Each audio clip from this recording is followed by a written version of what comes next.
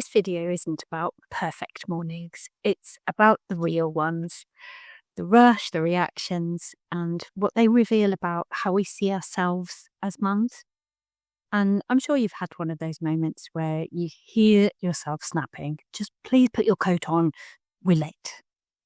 And your child, already getting out of the car, hesitates, their coat half on, and they look up to read your face after hearing the tone. Let's say at that exact moment, another parent passes by and says, "Morning," and you switch instantly into your polite voice. "Hi, how are you?" And there's a fixed smile on your face, but underneath your heart's still racing. And then you see your child standing there, watching the switch. They saw the tightness around your eyes and they feel the gap between your polite tone and what's going on in your body. And this is such an ordinary moment, but it lands deeply both in your child who's watching what you do and yourself when you reflect on the moments when you react. Or on another tense morning, when they run out across the car park and you grab their arm just a little bit too firmly because you're still in cross mode. And for a split second, you see the shock in their face and your stomach drops. You are genuinely frustrated at their behaviour and scared that they could have been hurt, but you're also scanning to see if anyone else saw. Are the parents, teachers, what will they think of me? Now, you're ashamed that you reacted harshly, but you're also ashamed that your reaction looked harsh. And all that fear and love and guilt and what other people are thinking about you is a lot to hold all at once. And these kind of moments create a perfect storm of shame and judgment, in part because you're no longer parenting your child. Instead, at these moments, you're actually parenting for strangers.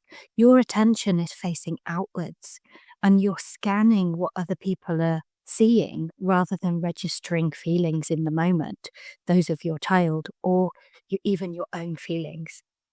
And what's especially painful about this is that when you're focused on how you look, your child's behavior starts to feel personal and you experience them as being defiant or disrespectful or disobedient, when really they're communicating or they're overloaded or they're afraid.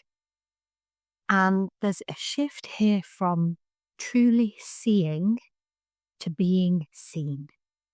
When the focus is on other people's opinions of you, real or imagined, then your child's needs are just replaced by what you're thinking the crowd is imagining about you. And the shame that you feel isn't just about them judging you. There's also part of you, your own internal critic, that feels angry at you for not being a good mum. In reality, the mums at the school gate aren't judging you, not in the way your mind says they are.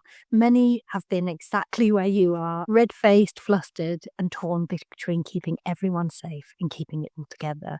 And yes, a few might glance, but most are really too deep in their own morning rush to notice for long. They're also juggling lunchboxes, lost keys, and they're also just trying to survive their own morning.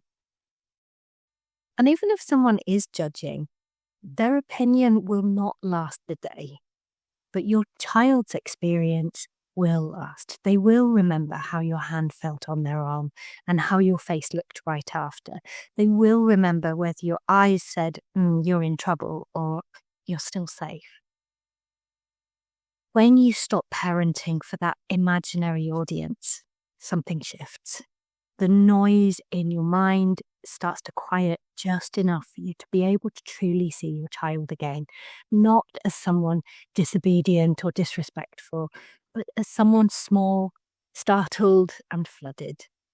Their body is still flooded with the adrenaline of being grabbed, and they're not out to ruin your day.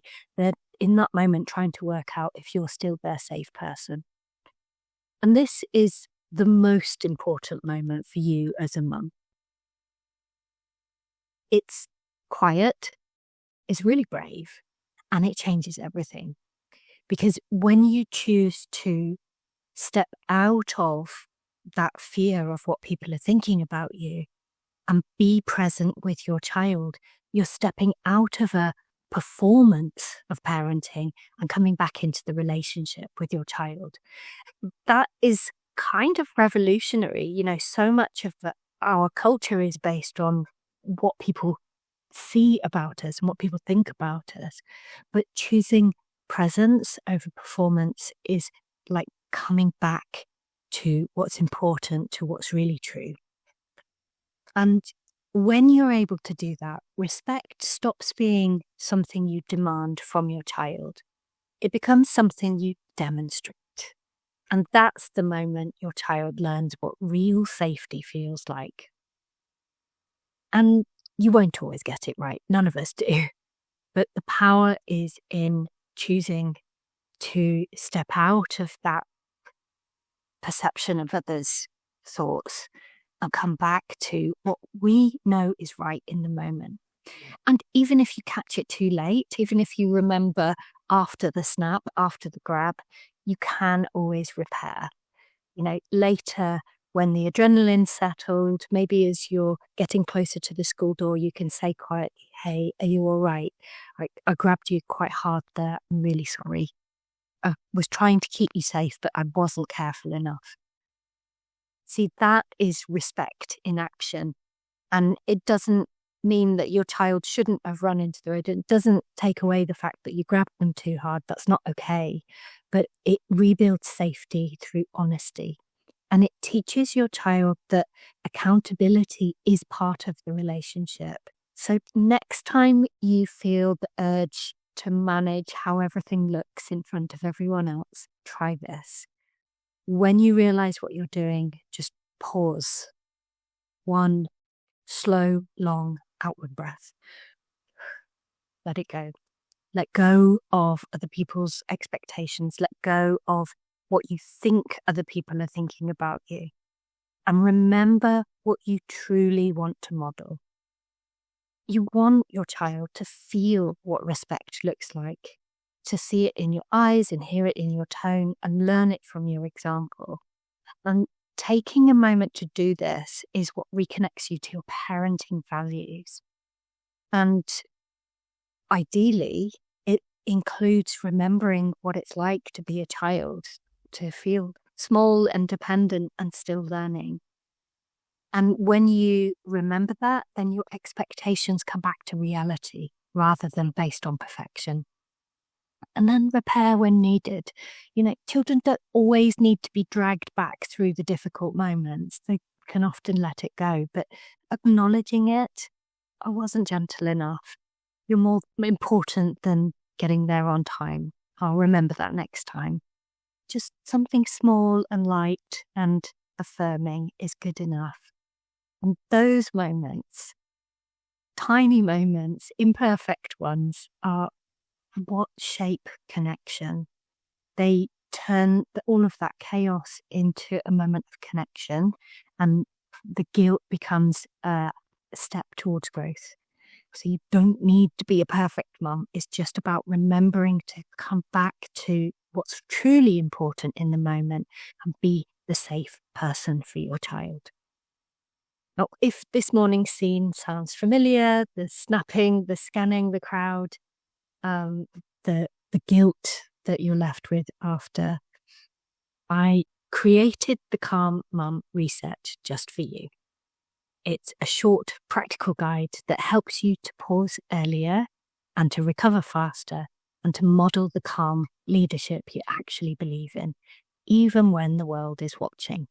Get your copy through the link around this video.